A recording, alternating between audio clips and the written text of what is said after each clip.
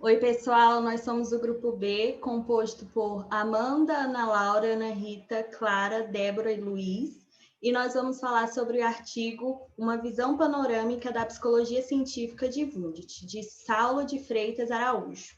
E eu acho que nada melhor do que começar apresentando um pouco dos aspectos gerais do artigo, certo? Certíssimo. Então, o artigo, de uma forma geral, ele fala sobre como o Wundt ele foi, acima de tudo, um filósofo, que ele queria criar um sistema metafísico universal, por meio da psicologia. E nessa teoria psicológica dele, ele postula conceitos como experiência imediata, imediata, o paralelismo psicofísico, a causalidade psíquica e o método da introspecção também, além de, claro, fundar a nova psicologia que a gente conhece. Tem duas relações que eu achei interessante pontuar, que é mencionado no texto sobre a história da psicologia, e que é o associacionismo britânico e o dualismo das ideias, de dualismo de substância, de Descartes, que é mencionado no artigo, e faz uma comparação com o paralelismo de Wundt e a síntese criadora, né? Os dois são, o paralelismo é que Wundt acreditava que a gente tinha duas vias de percepção, a mental e a física, e que essas duas vias eram paralelas, mas não se definiam uma na outra, elas não se encontravam, era como se fossem duas estradas mesmo, sem nenhuma ligação entre elas. E eles fazem essa comparação com o dualismo de Descartes, porque é uma ideia bem parecida, só que o Descartes acreditava que tinha uma ligação, que tinha o corpo pineal que fazia a ligação entre a percepção da mente e a percepção do corpo. E outra coisa que eles apontam no artigo é sobre a síntese criadora, né? Que o Wundt, ele acreditava que a gente pegava as ideias simples e fazia uma fusão, e essa fusão originava novas ideias, totalmente originais, sem nenhuma característica, nenhum resquício das ideias simples, e que essas ideias criadas, essas novas ideias, formariam o complexo psíquico. Já o Locke, no associacionismo, acreditava que as ideias simples se juntavam e formavam as ideias complexas, mas essas ideias complexas carregavam alguns resquícios das ideias simples. Ela não era totalmente original. E o Locke também acreditava que só o associacionismo que formava os complexo psíquico, né? Ele que criava tudo que está na nossa mente, o que a gente percebia das ideias simples, depois o que a gente criava no associacionismo, era tudo que tinha na mente. Já o Wundt acreditava que, primeiramente, a gente tinha a síntese criadora, e depois a gente também tinha a associação, que era o processo secundário. Então, tem essa diferença de que, para Wundt, tinha esses dois passos, né, da associação e da síntese criadora, enquanto para o Locke era um único passo. Essas foram as duas únicas relações que tem no artigo que são referentes à história da psicologia do livro. Eu acho que é bom também a gente falar sobre as contribuições e as críticas que o Wundt sofreu, ele também possibilitou para a psicologia. As duas contribuições principais, primeiro é a óbvia, que ele fundou a psicologia, por mais que ele não tenha sido o agente mais importante, o mais influente hoje em dia, ele foi a pessoa que pegou vários pedacinhos que outras pessoas deixaram no meio do caminho e formou uma nova disciplina, que é muito importante para a gente. E a segunda contribuição foi a introspecção, um método que ele popularizou, que ele estabeleceu como método científico, e a gente vê que até hoje em dia a gente usa em consultório, em clínicas. Então, quando uma pessoa está falando o que ela sentiu, está descrevendo alguma coisa que aconteceu com ela, é uma forma de introspecção. Sobre a introspecção, é importante saltar algumas críticas. Por exemplo, a abrangência da introspecção, e dependendo de como ela é feita, pode ser inconclusivo.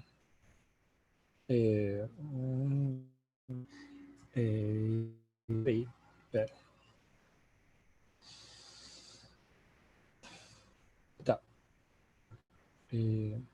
Com relação à abrangência, Wundt não conseguia usar o processo de introspecção em animais e em pessoas neuroatípicas, que são pessoas que fogem do padrão neurotípico. E em animais, porque não é possível fazer esse relato direto com o animal. Sobre a parte da introspecção, tinha alguns problemas. Por exemplo, a introspecção não conseguia ser feita por múltiplas pessoas, já que seria difícil de conseguir o mesmo resultado para múltiplas pessoas. O mesmo indivíduo não conseguia ter o mesmo resultado com um objeto de estudo. Eita.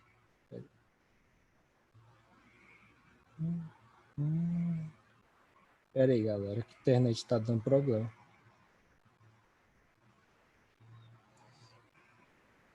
Isso. Outra coisa a respeito do Wundt, que foi alvo de muitas críticas ao longo da história, foi as obras dele terem uma dificuldade em serem popularizadas, já que ele era um intelectualista mais culta. Então, tem muita dificuldade na tradução das obras dele e também em algumas dificuldades técnicas, já que ele era originalmente alemão e as pessoas da comunidade atual não têm muito interesse no trabalho dele e tem essa dificuldade.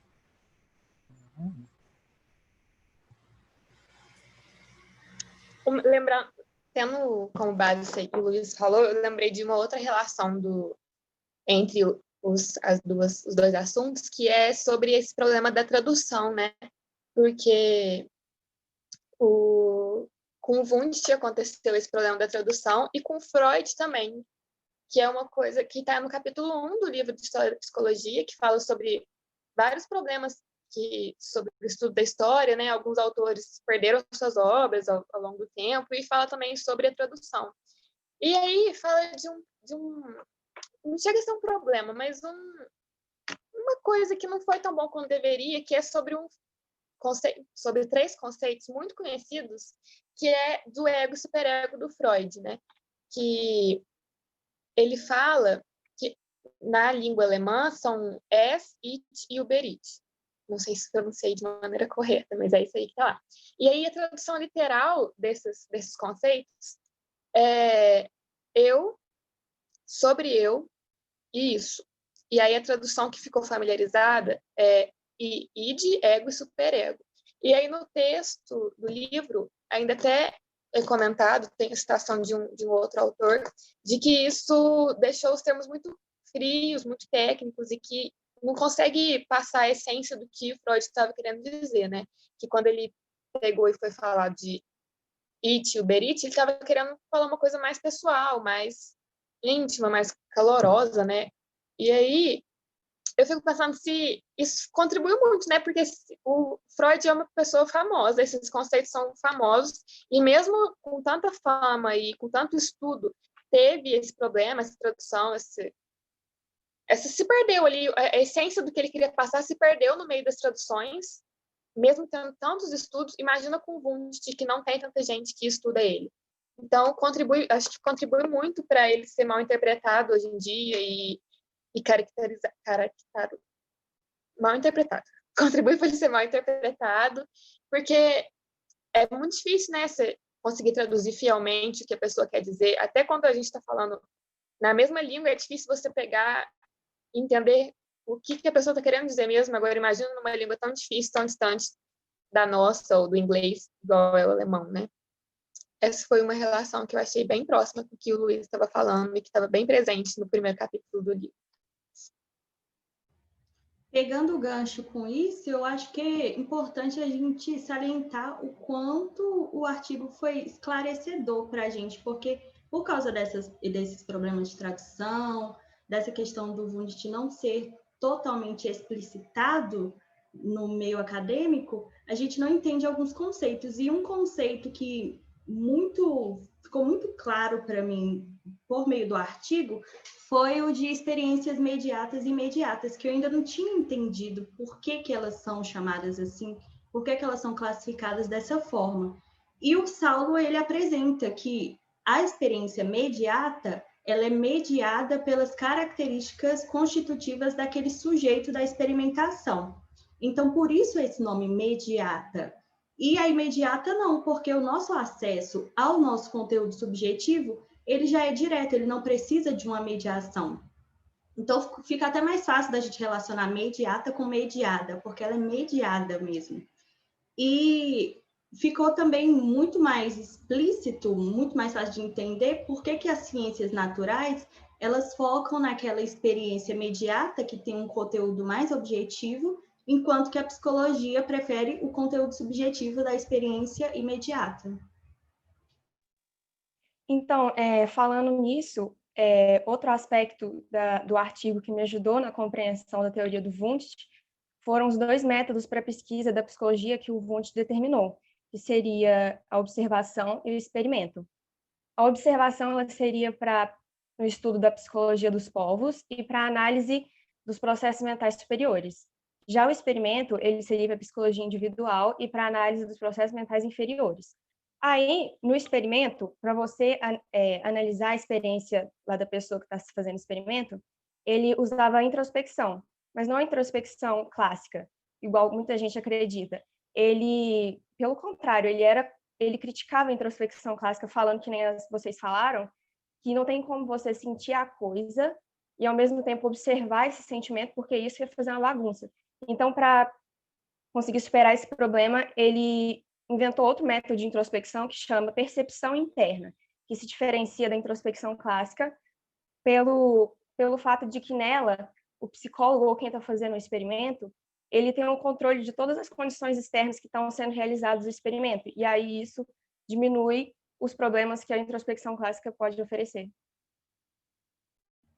Além disso, também, eu acho que a gente pode falar como o artigo ele foi esclarecedor para a gente entender como que o Wundt estabeleceu a autonomia da psicologia, porque foi por meio do desenvolvimento dos postulados gerais, que já foi explicado aqui, do paralelismo psicofísico e da casualidade psíquica, que ficou garantida essa autonomia, porque esses 2 conceitos eles são complementares.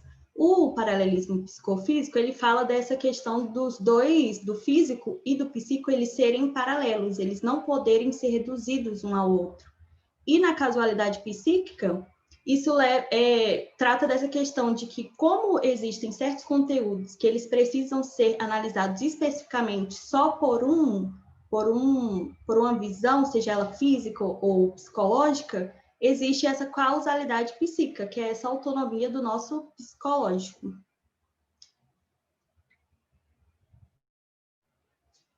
Tá, então eu acho que a gente já pode até daqui partir para as nossas relações em relação ao conteúdo do artigo e da disciplina da história da psicologia. E eu vou começar com uma que eu achei muito interessante, que é essa questão do conceito de síntese criadora de Wundt e de química mental de John Stuart Mill serem tão semelhantes, e o fato de que o Zeitgeist, se não me engano, interferir nas suas diferenças. Porque os 2 conceitos, eles se assemelham no fato de afirmarem que as ideias simples elas podem se juntar e formarem ideias complexas com características totalmente novas, que nada tem com suas originárias. Só que, na época de Mill, o contexto intelectual, ele abrangia conteúdos da física, da mecânica, era aquela visão mais ligada ao associacionismo mecânico.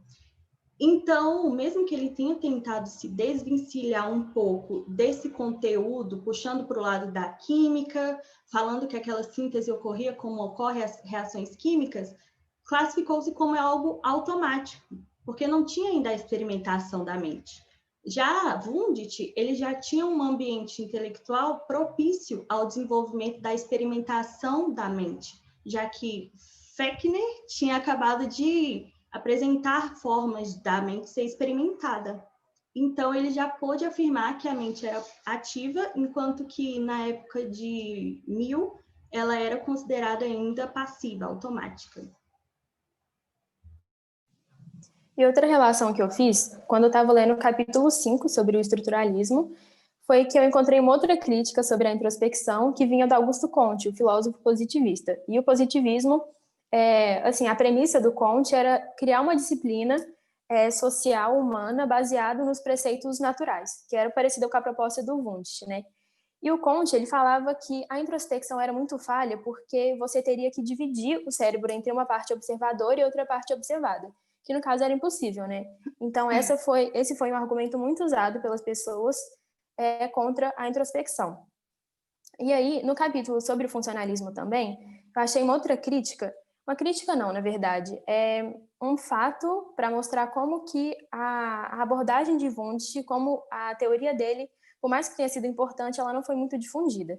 Vou pegar uma colinha agora, é uma citação que fala, por volta de 1900, que era quando o funcionalismo estava em alta nos Estados Unidos, 25% dos artigos de pesquisa publicados nas revistas de psicologia norte-americanas especializadas abordavam a psicologia aplicada e menos de 3% tratavam sobre o método da introspecção. Então, por mais que a gente tenha falado que atualmente ele ainda seja usado nas clínicas, nos consultórios, em 1900 isso não estava nem um pouco abordado, nem popular, né? Que pode ser muito ruim para a psicologia em si, porque a gente perde muitas chances de aproveitar várias ferramentas que elas nos oferecem. Bom, além das relações anteriores, vale a pena ressaltar a relação de Wundt com Edward Titchener, que foi um aluno de Wundt e que teve destaque no seu sistema estruturalista. E aí, ele teve destaque no seu sistema estruturalista, mas a partir dos trabalhos de Wundt. Bom, para ele, a principal tarefa da psicologia era a descoberta da natureza das experiências conscientes elementares, de que todo conhecimento humano é resultado das experiências humanas. E aí, para ele não existe outra fonte de conhecimento. E aí ele chamava de erro de estímulo quando ao descrever um objeto, alguma coisa com características que não fossem a cor, o brilho, o formato ou estrutura, etc., você estaria praticando a experiência imediata e não a imediata. Esse era um conceito usado por Wundt, que para ele a psicologia, o objeto de estudo da psicologia se baseava na experiência imediata, subjetiva e interna.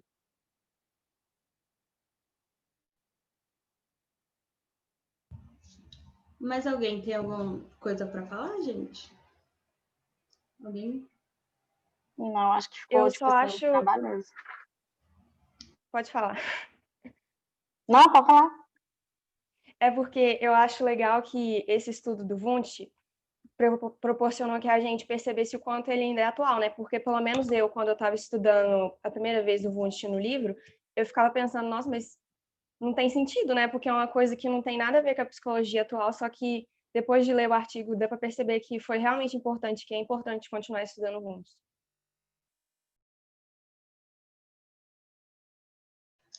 Então é isso, eu acho que ficou bem claro para todos nós que Wundt ele vai além da importância que a gente aprende na faculdade, nos livros, e que ele merece ainda bem mais atenção do que ele tem recebido, né? Então é isso, pessoal, esse foi o nosso trabalho e obrigada por nos assistir.